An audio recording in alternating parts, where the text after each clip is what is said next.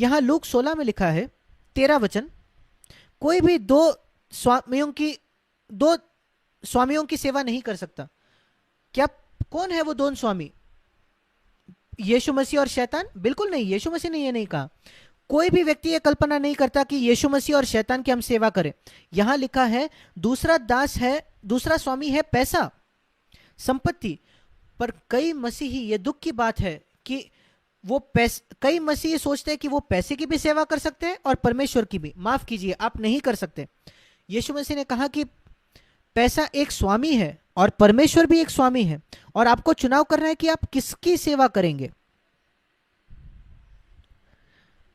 और क्योंकि कुछ लोग धन के दास हो जाते हैं और शैतान उनके जीवन में सामर्थ पाता है, वो अधर्म के काम करते हैं और हर समय उनके मन में एक ही धुन है, और धन कैसे कमाए, और धन कैसे कमाए, और पैसे कैसे कमाए। क्या ऐसा व्यक्ति परमेश्वर की सेवा कर सकता है? क्या यीशु मसीह संसार में हर समय सोचता था पैसे कमाओ पैसे कमाओ? नहीं, वो एक बड़ाई का काम करता था। उसके 4 छोटे भाई और 2 बहनें और अपनी विधवा मां की देखभाल के लिए उसको पैसे की जरूरत थी। 8 लोग थे उसके परिवार में, और उनको आधार करने के लिए वो एक बढ़ाई का काम करता था। पर दिन भर वो ये नहीं सोचता था कि कैसे मैं सबसे अमीर बढ़ाई बनूं, कैसे मैं सबसे ज्यादा पैसा कमाऊं। ऐसे महत्वाकांक्षा उसकी नहीं थी। वो अपने परिवार की देखभाल करना चाहता था, बल्कि किसी के कर्जे में नहीं होना चाहता था। कितने मसीही है शैतान के लिए खुद ही द्वार को खोलते हैं और फिर कहते हैं कैसे हम शैतान पर विजय पाए। आप कभी विजय नहीं पाओगे जब तक आप दरवाजे को बंद नहीं करते पैसे के प्रेम से। आपके पास 100 लाख रुपए होंगे, वो ठीक है, अगर आप उससे प्रेम नहीं करते तो। या आपके पास $10 है, वो भी पर्याप्त है। कितना पैसा है वो जरूरी नहीं, वो सवाल नहीं है। आपकी कितनी तनख्वाह है ये जरूरी नहीं। बहुत ज्यादा तनख्वाह है ठीक है, बहुत कम ठीक है। क्या आप उससे प्रेम रखते हो? कुछ लोग कहते हैं मैं गरीब हूं, मैं पैसे से प्रेम नहीं करता। मैंने भारत में हजारों भिखारियों को देखा है, वो हर कोई पैसे से प्रेम करता है। क्या आपने किसी जिसके पास घर नहीं है ऐसे व्यक्ति को देखा है जो पैसे से प्रेम नहीं करता? क्या गरीबी पैसे के प्रेम से छुटकारा देती है? नहीं। बहुत अमीर लोगों को मैंने देखा है जो धन से प्रेम नहीं रखते, और मैंने बहुत गरीब लोगों को देखा है जो पैसे से बेहद प्रेम करते हैं। और इसलिए आपके बैंक अकाउंट से ये मेल नहीं खाता। ये मत कहिए मैं गरीब हूं, मैं पैसे से प्रेम नहीं करता। शायद अमीरों से ज्यादा आप प्रेम करते हो पैसे से। शायद आप पैसे के साथ देखभाल नहीं रखते, इसलिए आप अनुशासित नहीं हो पैसे के मामले में, इसलिए आप गरीब हो। या आपने ये परमेश्वर को आदर नहीं किया, इसलिए। परमेश्वर हमेशा अपने बच्चों की जरूरतें पूरा करता है। पर अगर आप पैसे की प्रेम करते हो तो फिर आप परमेश्वर से प्रेम नहीं रख सकते, तो आप परमेश्वर और पैसे के दास नहीं हो सकते। कैसे पहचान सकते हो आप? ये क्यों जरूरी है? क्योंकि शैतान इस संसार का सरदार है और वही नियंत्रण रखता है, और वो आप पर सामर्थ्य पा सकता है पैसे के द्वारा। आपको ध्यान रखना है। कैसे मैं समझ सकता हूं कि मैं परमेश्वर का सेवक हूं या धन का सेवक हूं? मैं उदाहरण देता हूं। यहां मिस्टर ए है, यहां मिस्टर बी है, दोनों मेरे सामने बैठे हैं। दोनों कहते हैं कि जैक मेरा सेवक है। आप कैसे जानोगे कि मैं किसका सेवक हूं? बहुत आसान है। दोनों को कहिए, ए और बी को, कि तुम जैक को आवाज दो। अगर दोनों जैक को आवाज दे, दोनों मुझे आवाज दे, मैं जिसके पास भी जाऊं मैं उसका सेवक हूं। और यहां परमेश्वर है और पैसा है जो आपको बुला रहे हैं। किसके पास आप जाते हो और आप उसी के गुलाम हो, आप इसका खुद उत्तर ढूंढ सकते हो। पर परमेश्वर से ज्यादा अगर आप पैसे के उत्तर देते हो तो शैतान आपके जीवन पर सामर्थ्य पा सकता है, क्योंकि वो इस संसार का सरदार है। एक और बात मैं कहना चाहता हूं। प्रकाशित वाक्य उसका 12वां अध्याय, मैं शैतान की युक्ति आपको दिखाना चाहता हूं जिससे वो आपके जीवन में सामर्थ्य पाता है। प्रकाशित वाक्य उसका 12वां अध्याय।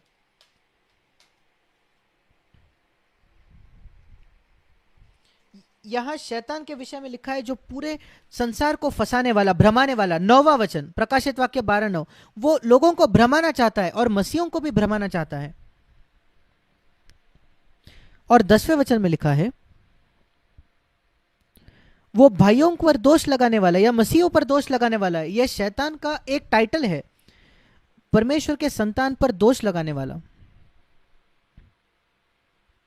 और इसलिए जब आपको यह आदत लगती है कि आप लोगों पर, परमेश्वर के बच्चों पर दोष लगाओ, तो आप शैतान के साथ हाथ पकड़ रहे हो। क्या आपको यह समझ आ रहा है? शैतान कहता है मैं परमेश्वर के बच्चों पर दोष लगाना चाहता हूं। जब मैं देखूं कि परमेश्वर का कोई बच्चा कुछ गलत करता है, मैं सबको वो बताना चाहता हूं कि वो क्या गलत कर रहा है। और शैतान कहता है कि मुझे थोड़े सहकर्मी चाहिए, क्या तुम मेरे सहकर्मी बनोगे? वो परमेश्वर के बच्चों को कहता है क्या तुम मेरे सहकर्मी बनोगे? आइए हम इसके इस विश्वासी ने जो दुष्टता की, आइए हम उसकी बात सब जगह फैलाए। और आप कहते हो हाँ मैं भी कहूंगा, मैं सबको बताऊंगा। देखिए कितने चुगली करने वाले हैं मसीहों में। जब लोग कुछ अच्छा करते तो नहीं बताते, पर कुछ दुष्टता हो तो वो चुगली करते हैं। वो किसके साथ हाथ पकड़ रहे हैं? आप जो कह रहे हो शायद वो सच भी होगा। यहां लिखा है कि वो परमेश्वर के सामने दोष लगाता है। शैतान हमको झूठ कह सकता है, पर वो परमेश्वर को झूठ ना कह सकता। जब आपके विषय में वो परमेश्वर के सामने दोष लगाता है तो वो सच है। जब कभी वो मसीह पर दोष लगाता है, वो परमेश्वर के सामने झूठ बोलने की हिम्मत ना करेगा। जो शैतान कह रहा है वो बिल्कुल सच है। हाँ, इस मसीह ने झूठ कहा, इस मसीह ने अपने टैक्स को गलत कहा, इस मसीह के मन में कड़वाहट है, यह विश्वासी हर समय किसी की चुगली करता है। शैतान तो सच कह रहा है। और इसलिए इस बात में महिमा न करे कि मैं जो भी कहता हूं सच कहता हूं।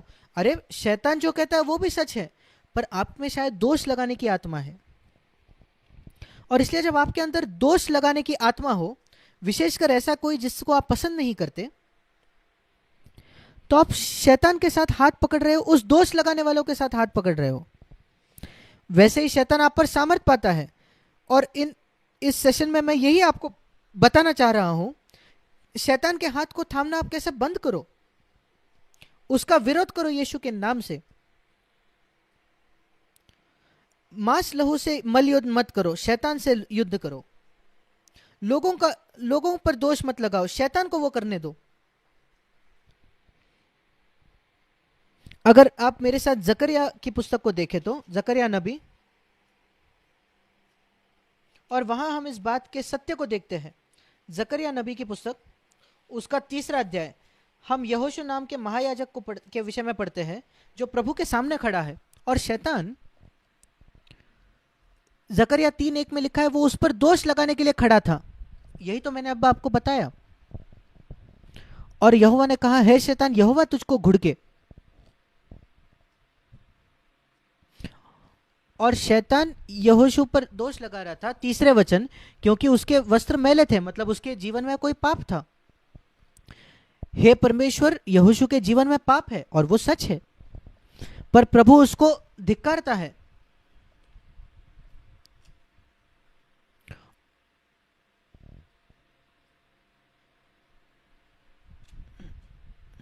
और परमेश्वर कहता है इसके ये मैले वस्त्र उतारो और उसको अच्छे वस्त्र पहनाओ। और आज उसका अर्थ है यीशु मसीह की धार्मिकता उसे पहनाओ। और फिर देखिए जकरिया क्या कहता है। जकरिया 5वें वचन में कहता है, वो परमेश्वर के साथ हाथ पकड़कर, शैतान के साथ नहीं, वो कहता है परमेश्वर ये अद्भुत है कि आपने ये नए वस्त्र डाले, अब इसके सिर पर एक शुद्ध पगड़ी भी रख दीजिए। कितनी अद्भुत बात है। वो किसके साथ हाथ पकड़ रहा था? जो यहोशू को धर्मी ठहरा रहा था, उसको नहीं जो उसको दोष लगा रहा था। ये चित्र अपने आंख के सामने रखे। जब कभी आप देखें परमेश्वर की संतान को, जिसके हृदय में, जिसके जीवन में कुछ गलत है, हर व्यक्ति के जीवन में कुछ गलत होगा, और शैतान उसके बारे में जरूर दोष लगाएगा। अब आपके पास चुनाव है, या तो आप उसके लिए प्रार्थना करो या उस पर दोष लगाओ। प्रकाशित वाक्य के 12वें अध्याय में लिखा है, वो दिन रात परमेश्वर के बच्चों पर दोष लगाता है। वो पूर्णकाली मसीह सेवा में है। पूर्ण समय शैतान मसीहों पर दोष लगाता है। और यही यीशु, इसके विरोध में यीशु मसीह के विषय में क्या लिखा है? इब्रानियों 7:25 कि यीशु मसीह पूरा समय मध्यस्थी करता है। इब्रानियों 7:25, वो दिन रात विनती करता है परमेश्वर के लोगों के लिए, वो प्रार्थना करता है। वही हमने जकरिया 3 में भी देखा।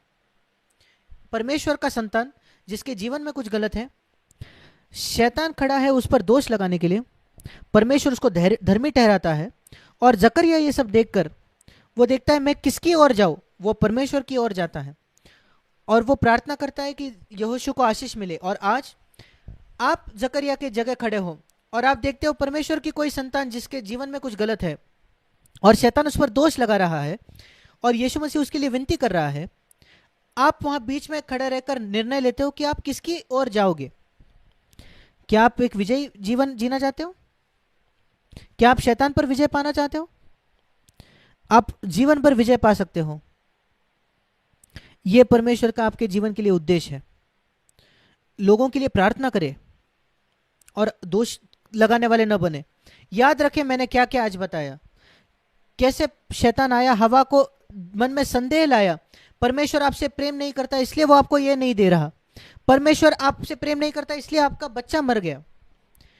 आप कहे शैतान मेरे पीछे हो जा,